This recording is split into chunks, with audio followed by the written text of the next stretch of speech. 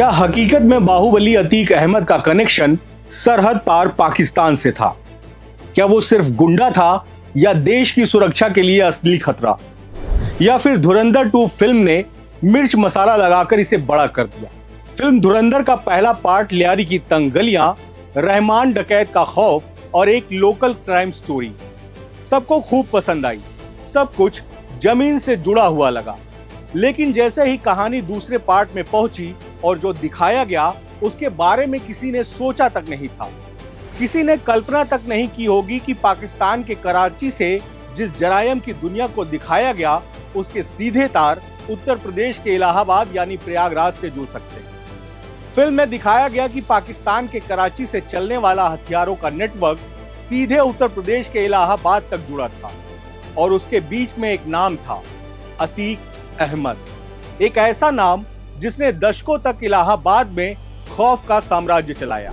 अब फिल्म कहती है कि अतीक सिर्फ बाहुबली नहीं था, बल्कि एक ऐसा खिलाड़ी था जिसके इशारे पर सरहद पार से हथियार हिंदुस्तान में आते थे और बस यहीं से असली बहस शुरू होती है। क्या ये सच है? क्योंकि अतीक अहमद विधायक रहा, सांसद रहा, उसकी बदमाशी और गुंडई के किस्से मशहूर थे, लेकिन क्या वो आतंकवादी भी था? क्या उसका सीधा कनेक्शन आतंकवाद से था या ये सब सिर्फ फिल्मी एजेंडा है? अब आते हैं फैक्ट बनाम फिल्म पर।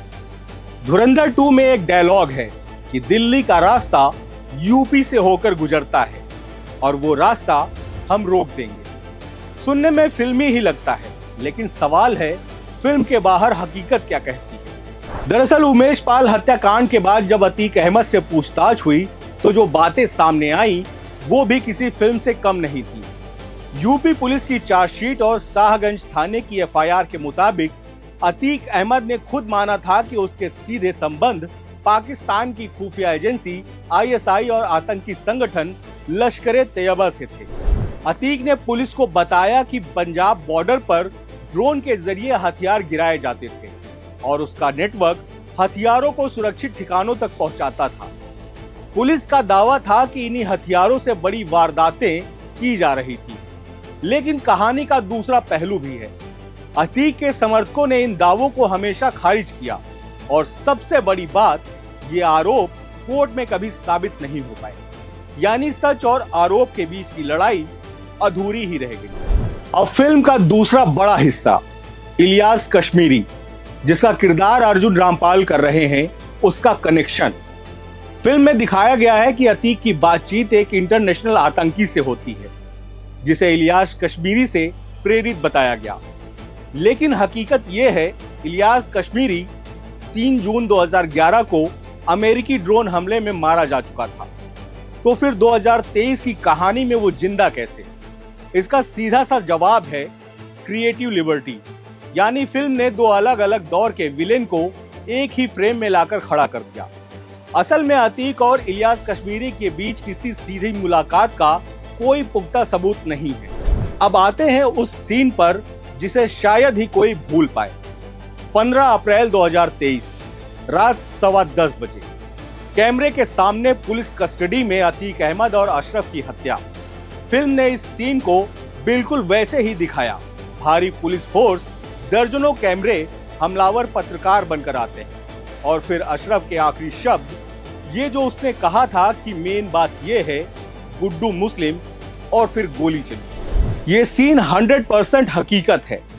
अब ये सीन यूपी की कानून व्यवस्था पर भी सवाल उठाता है कि इतनी सुरक्षा के बीच ये कैसे हुआ। फिल्म में आगे दिखाया गया है कि जेल में बंद होने के बावजूद अतीक का साम्राज्य चलता रहा। साबरमती जेल उसके लिए जैसे दफ्तर बन गई थी। फोन के जरिए वो नेटवर्क चला रहा था, उमेश पाल हत्याकांड की साजिश रच रहा था।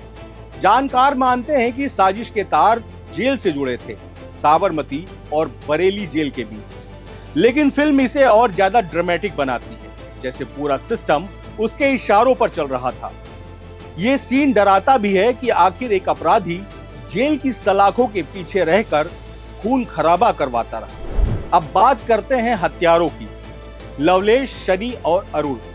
फिल्म में इन्हें किराए के शूटर के तौर पर दिखाया गया है, लेकिन असल कहानी ज्यादा पेचीदा लगती है। लवलेश मिडिल क्लास परिवार से सनी पहले से क्रिमिनल रिकॉर्ड, अरुण जुर्म की दुनिया में कदम रख चुका था और इनके पास जो टर्की मेड जिकाना पिस्टल मिली उसने और सवाल खड़े कर दिए।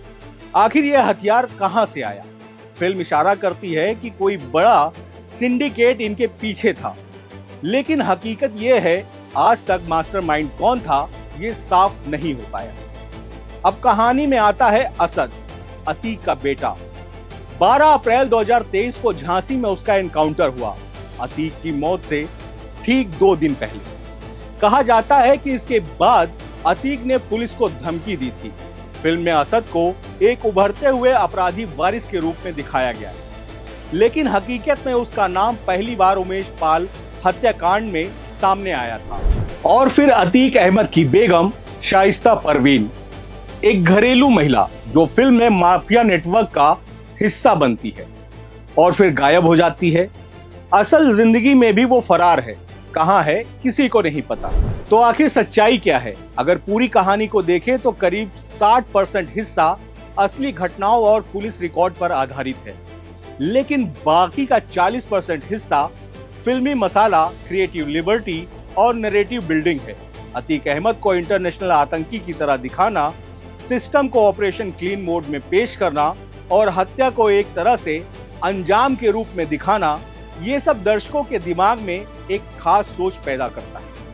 हालांकि ये भी सच है कि अतीक अहमद कोई दूध का धुला तो नहीं था, अपराध उसके नाम से ही जुड़ा रहा है। फिलहाल अतीक अहमद को एक इंटरनेशनल आतंकी की तरह दिखाना, बड़े सिंडिकेट की साजिशें और कुछ किरदारों का ओवर ड्रामेटिक दिखाना, ये सब फिल्म की जरूरत है या किसी नैरेटिव को सेट करने की कोशिश, ये तय करना दर्शकों पर है।